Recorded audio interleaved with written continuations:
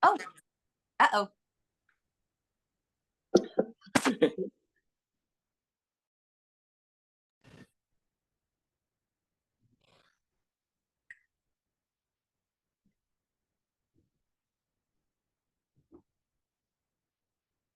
Good morning. Good Morning. morning. How is everybody? Doing good. How are you? I am good. You look outside. I am Yeah. outside. Cool. Sure am. Took a little while to get set up, but I think I have it. Can you see and hear me? Well, good. Good deal. All right. So good to see everybody. Sure appreciate y'all being here. I'm gonna try to go live on Facebook as well today. So give me just a second to set this up.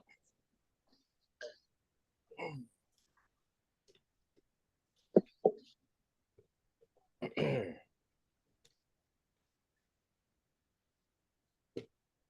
if I can make this work.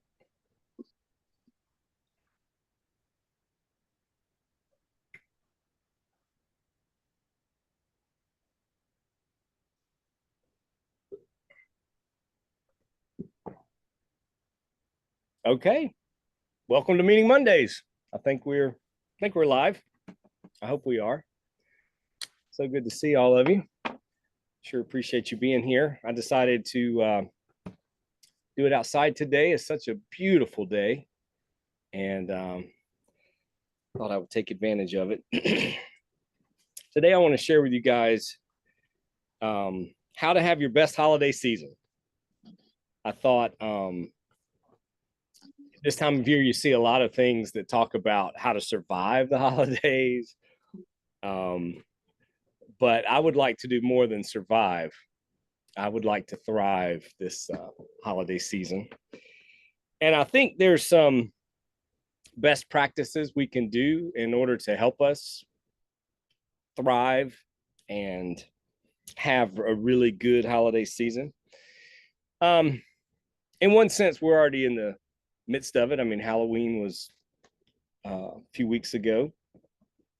But I think a lot of people, when it comes to the stress and pressure of the holidays, I think a lot has to do with Thanksgiving and especially Christmas.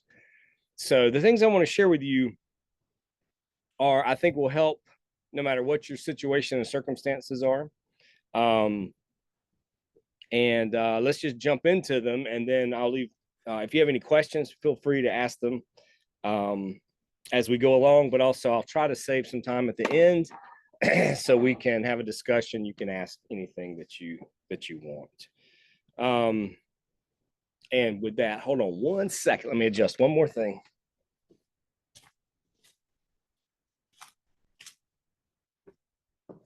Okay, number one, and these are not in any particular order, although I think this first one is very important, and that is manage expectations.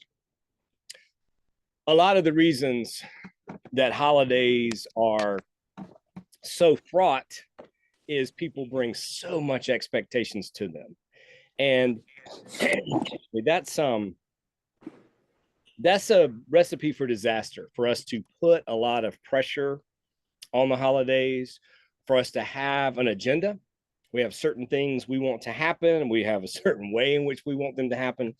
And that it's just dangerous. And having reasonable expectations, I'm not even saying having low expectations, but just, I think the best practice is having no expectations, to just actually allow for what is and what will be and enjoy it, embrace it. Amor fati, like we often talk about. Love your fate, love what is happening, not just accept it, but embrace it. And be careful not to put too much expectations on the holidays. I feel like there's already a heavy rotation of Christmas movies playing. I know channels that play them, for months. all of them, like so many romances, like so many romantic comedies, really lead to high expectations for holidays. And then you look at social media and everybody's posting pictures of parties and the fun they're having and the perfect presents, and you might feel like, man, everybody else is having such a wonderful time. Why do my holidays suck? Just be careful about expectations, and if you can start now by managing them and not have unrealistic expectations, and just go in with accepting what is and appreciating, embracing what is, you'll have a much better holiday season. Number two, this is an obvious thing, but plan ahead. You know, a lot of times we get into situations that with just a little planning, we could have avoided. And that's in every area, but just be, with all of these things, what I'm suggesting, be mindful. Be mindful. If you're able to plan ahead, plan ahead. I caution you when planning not to have an agenda that you don't want to vary from, because life is a series of variables, right? And nothing is going to go exactly like we plan. Or so when you're making plans, make sure they're flexible and make sure they're adaptable. But what the kind of things I'm talking about is maybe you plan for rest. Maybe you plan for like your budgeting your time, budgeting your resources, your money, your just be careful and be mindful. The next one I would say, and you hear this a lot, is say no. There's so much freedom that comes from saying no, from saying, you know, I can't do everything. I can't be at every holiday party. I can't do every activity. I can't make every parade and every event. And it's just not possible. So again, in being mindful, know what matters to you, what's important, what you really want to experience, and do those things. So be able to say no. I would add to that, say yes also. If you have a tendency to say no easily, and you avoid doing things with friends and family, and why not say yes? Why not try something you've never done before? You know, maybe there's a certain concert or event or service that you've never participated in. Maybe you've never volunteered at some kind of soup kitchen, some kind of presents for children, whatever it is. You know, say yes also. Don't just say no. And with that, obviously, comes be careful and mindful of what you're saying yes to and what you're saying no to. And also know you can change your mind. You can say yes, and then you can decide, you know what, that should have been a no. I'm sorry, I can't do it. I thought I could, but I don't have the bandwidth. I'm not going to be able to make it, and I'm sorry. Or maybe initially you say no, and then you say, you know what, I've reconsidered, and if you still have room for me, I would love to do that. I'm going to say yes. So just keep that in mind. Obviously, be careful with your spending. It's so easy to overspend the holidays. You want to make the perfect meal, and you want to, again, have an agenda, have so much that's happening and expectations, and it's easy to overspend to meet those. That's whether it's buying presents, that's decorating, cooking meals, you know, whatever it is. Just be mindful and be careful. Be careful with your spending. Practice peace. All spiritual practices are just that. They're practices. And if you want to have peace during the holidays, what you have to do is practice it. And peace is a practice that the more you practice it, the better you get at it. So start now practicing peace, practicing serenity, And a good way to practice serenity is practice the serenity prayer. And throughout the holidays, say the serenity prayer and practice it. Practice calm.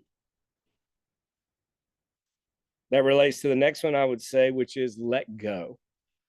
Again, going back to expectations, going back to agendas, going back to fanciful, idealistic thoughts about what should be related to the holidays, let them go. You'll have a much better experience if you let go of the illusion of control. You know, if you say you are a really good host or hostess, and it's so important to you that everyone who comes to your place for a party or a meal has the best time ever. I can relate to that. Let go of that. They have the time they have. The party is what it is. Have enjoy it as much as you can, but you can't control it. You can't be responsible or overly responsible for everyone else and their fun and their experience. So let go and let it be. Trust an unfolding. Everything will be okay if we just trust, if we just allow it, not try to steer it or direct it, not try to ensure that certain things happen, but just let them happen. Let be what will be. Let go. This one is extremely important. Maybe put a star beside it. Maintain healthy habits. And as much as you can, your regular routine throughout the holidays. If we're having our best lives, it's because we are intentional. It's because we have good habits. It's not in the big things, it's in the small daily routines, the activities.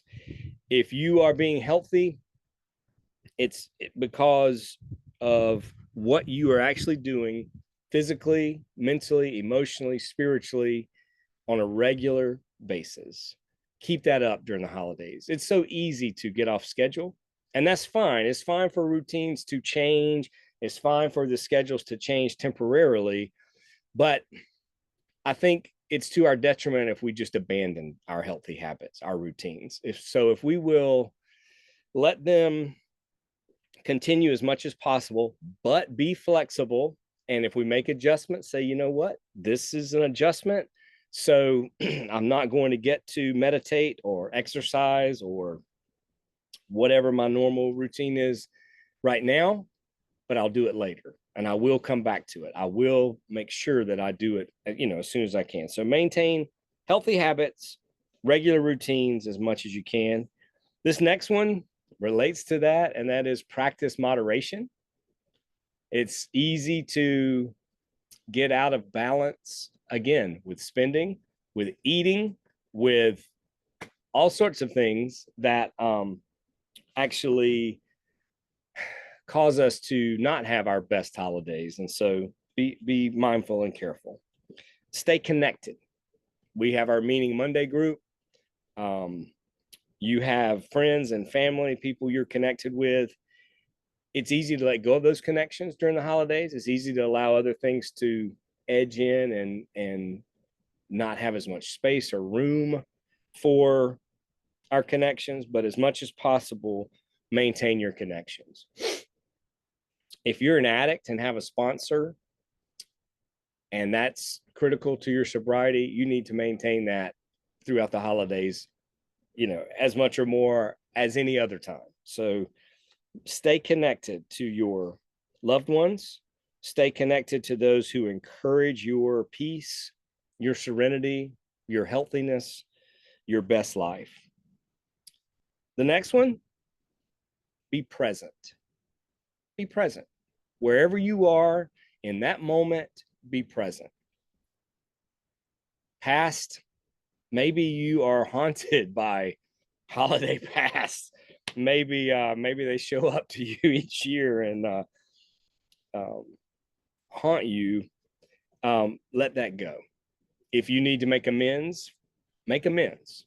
If you need to write and journal and never share it with anyone, do that. Whatever you need to do to lay to rest any ghosts that are haunting you from the past, do that, because the past is a thief, but so is the future.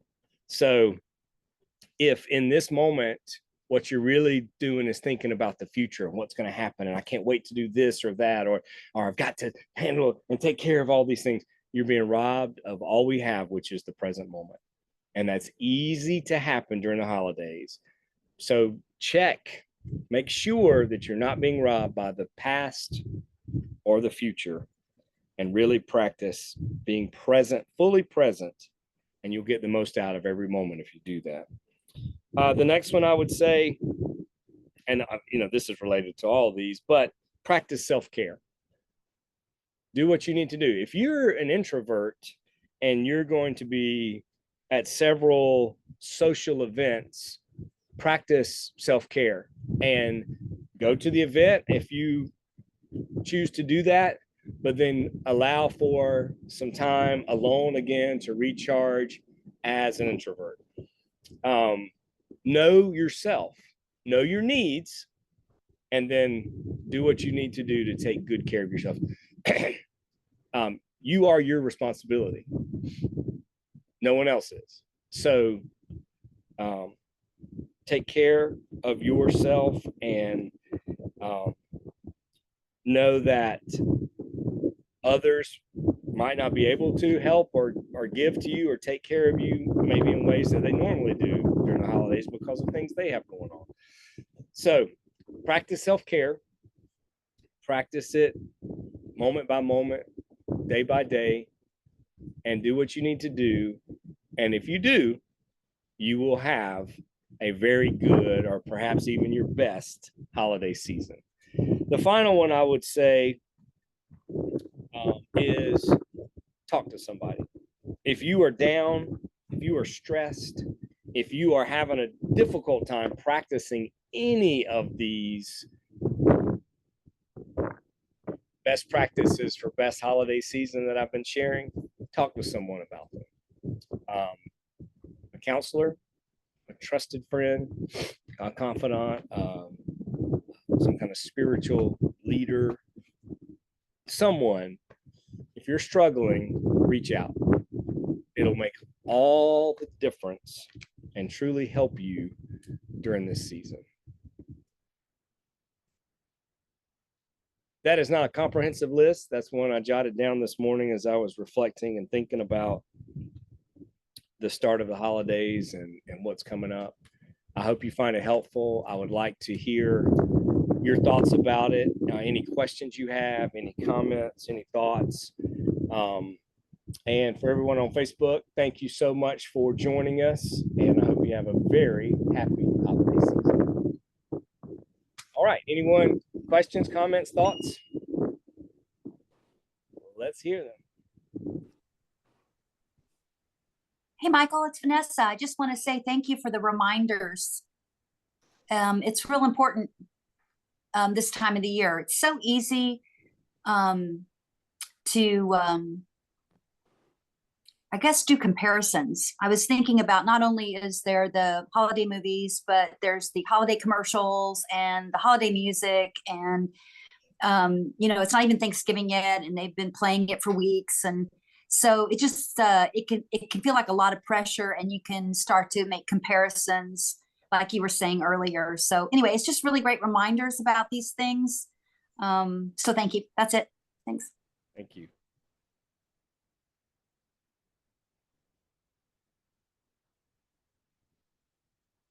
Hi, Michael. Hey. I can understand why food's so important part of Thanksgiving, but it seems like a lot of holidays, Christmas, Easter, the food has become so big a part of it. I don't know why. Yeah. We have a lot attached to food. And food obviously can be very pleasurable. And a lot of the eating we do is for pleasure, not just survival. A lot of the ways we prepare food relates to pleasure.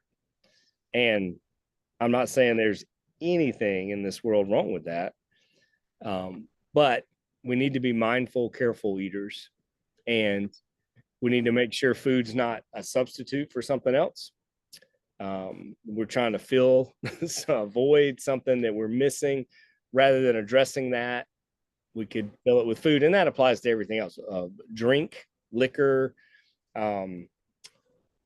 activity, money, sex, religion, whatever it is. We have to be, again, just be mindful and careful. But if you raise a good point, and I think we do need to be aware of food's place in our lives and in our holidays. Mhm.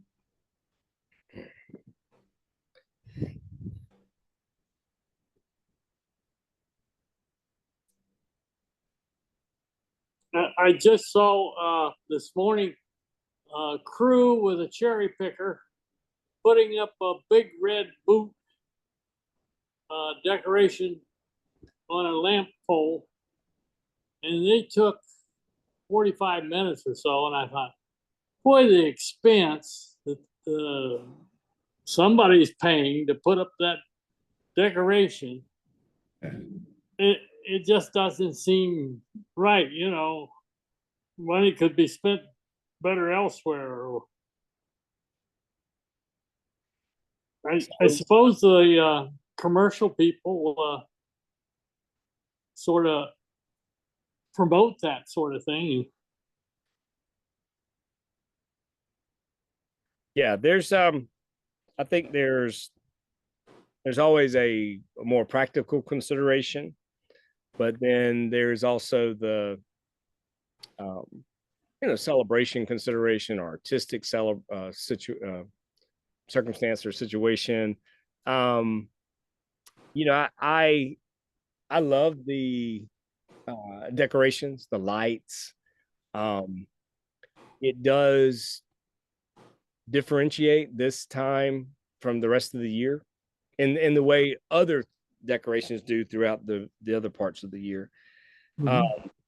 I think there's a place for it, and I think it is does add quality of life to a lot of people. But like everything we've talked about, there's excess, and the excess, if we are trying to outdo our neighbor with our decorations, if trying to achieve a certain notoriety or identity, through an elaborate, gaudy, expensive decoration process, we need to check ourselves. So it's like everything else. It can be good and healthy and a celebration and magic. There's a magic to the holidays. And a lot of it has to do with the music and with the decorations and with the lights and with the celebrations and with the gatherings and all these things. They can all be wonderful.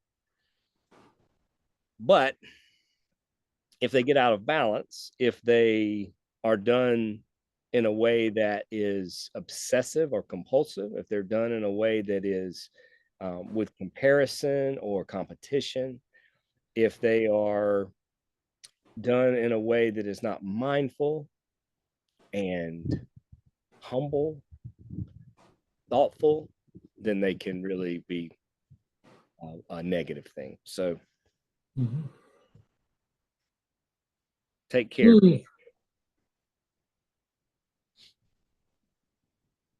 Hey, it's Vanessa again. I was just thinking that it kind of reminds me that what's important is your intention when you're making your choices or just going about living your life. It's interesting to me that you can have the same action but have completely different intentions, and it can be positive or negative, right, whatever you've chosen to do. So yeah, just a good reminder to kind of ask yourself, why am I doing this, or to make sure that it aligns with having the best holiday for yourself. And then hopefully if you're taking care of yourself, the people around you are going to have a good holiday too. Yeah. That's it. Thanks. Yeah. You bring up a good point, and that is the investment we make in ourselves affects those around us. So the healthier, better holiday season we can have, that means the better we're going to be for those in our sphere. Related to this celebration thing and the decorations and all, think about the Disney experience and how every single day, as I understand it, there's a celebration, there are fireworks, there's a parade, I think, every day, or at least often, but I think it's every single day. And you could easily say, my goodness, how extravagant, what waste, what. And yet it is, for some people, the most magic place. It is the place that is restorative to them. Obviously, for children, it is just an incredible experience. And I think Christmas and holidays and various things can be that same way. And again, we can do it dully, thoughtlessly, and with some bad intentions and bad reasons, motivations, or we can do it in a way that is magic and healthy and a experience that inspirits us. It buoys us up. It encourages us. It strengthens us. It causes us to have our best lives and enables us to help others do the same. Have just a minute or two more, a few minutes. Anybody else want to say anything? I was just thinking of the deep depression and the extra counseling that comes about at this time of year. Yeah. I'm coming out of 3 weeks of sickness. I kept thinking I was getting better, and I'd get a little better, and then and I don't like taking medicine if I don't have to. And finally, after when it was getting close to the 2 week period, I was like, I got to do something. So I called with a couple of calls. Anyway, I wound up talking to a teledoc and got some antibiotics and some other meds that helped. And I'm not completely over it. I'm sure you can hear, but I'm so much better. But being sick can be depressing. It can get you down. If you're sick during the holidays coming up, it could be even more so. And a lot of people do. A lot of people do get sick during the holidays and get so down and depressed. I think it goes back to the expectations we talked about.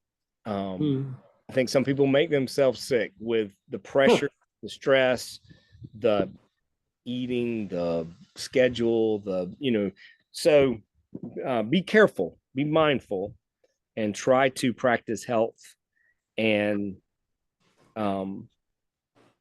be as healthy as you can during the holidays, and you'll have a much better experience, as will those around you.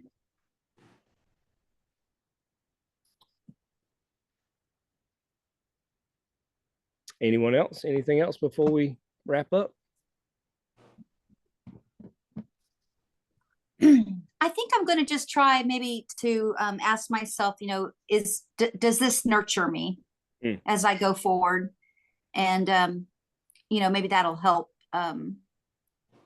me with making the choices that are best for me. So anyway, thank you for that reminder. That is a great question. Does this nurture me? And we can ask, does this nurture those around me? But we really can't answer that. We can say, I think it does. I think this would be good for them. I'm going to do it, but I'm not going to have any attachment to the outcome or what they do with it. I'm just going to do it, step back, let them do whatever they want to with it. We cannot take responsibility for others, and that includes their holiday experience. but we can provide opportunities for nourishment and practice them ourselves, and then provide them for others and allow them to do what they want to with them, having nothing to do with us. Well, I hope you have a wonderful holiday. I hope you have a great Thanksgiving this week if you practice or celebrate that, and hope it's a good week in general. And I hope what we've talked about is helpful, can be helpful in the practice of these holidays. We didn't even get into how to deal with difficult relatives or friends, but it's these same things. It's practicing, letting go and practicing love and compassion.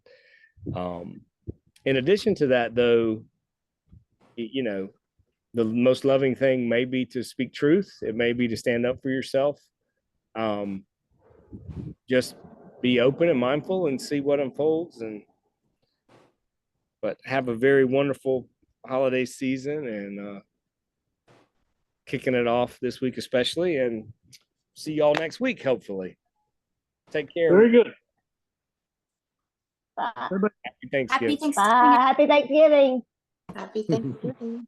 Thanks, guys.